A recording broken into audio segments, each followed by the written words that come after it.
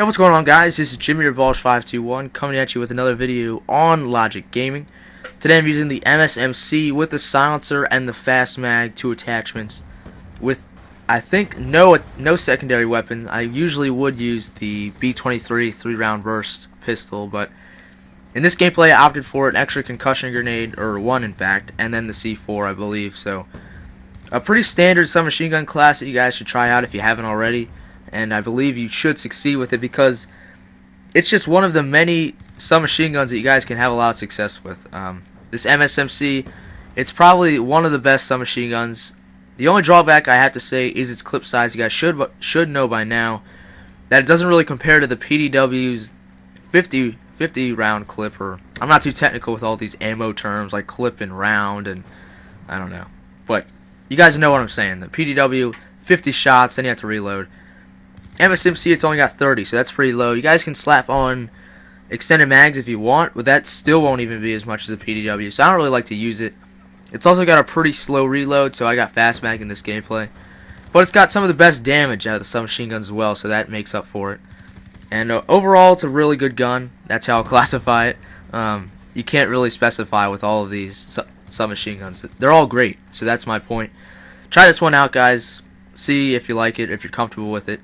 Right now, this is my favorite submachine gun, pretty much. I like the Vector, I like the PDW. They're all too similar, and honestly, I shouldn't even be making a call on what my favorite one is because I switch around too much and I succeed with all of them.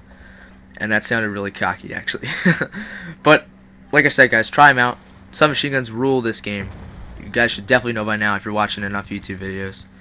And this gameplay, it's 142 and 8, and it's on the map Meltdown. A lot of people like to play this map Meltdown, myself included. And if you guys don't really know how to play this game, or this map, I believe, excuse me, if you're struggling with Meltdown and you don't really know how to go about it to get your streaks quickly, I gotta tell you guys that you guys gotta stay away from the elevated B flag area. And if you guys don't know what I'm talking about, B flag is on a very high plateau or level. You guys have to run up a ramp to actually get to the flag. You guys definitely know that.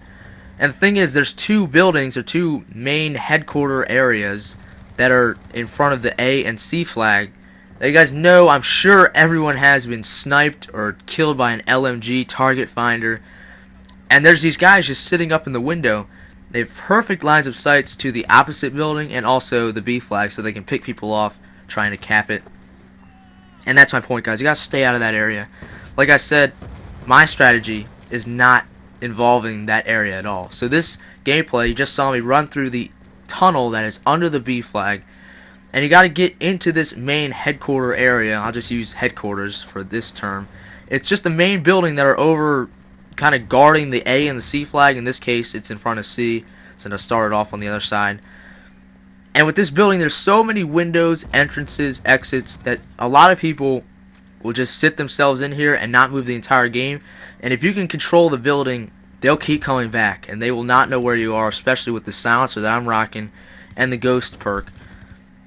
Everyone wants to come back in that building, and that's just a fact, especially the guys who are new at the game that kind of just want to sit back and, I don't know. I don't even know what the mindset is of a terrible player in Call of Duty. But these guys come back into the building, and if you guys feel like you're getting pressured, hop out this window like I just climbed up the ladder to. You go around, you can pick them off coming out of the spawn. And it's basically a rotation. Like I said, I keep going up, jumping out the window, checking windows, and these are the areas that you gotta hold down for your team.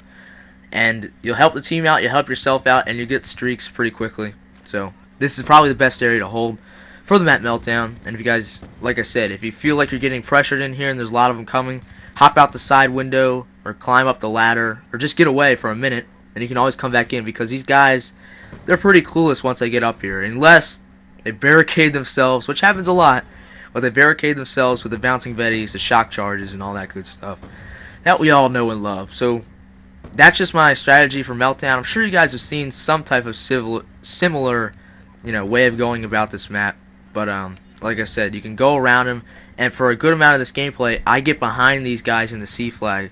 And with the VSAT, that's when you gotta take advantage of your streaks and stuff, and that's how you're gonna get these awesome gameplays.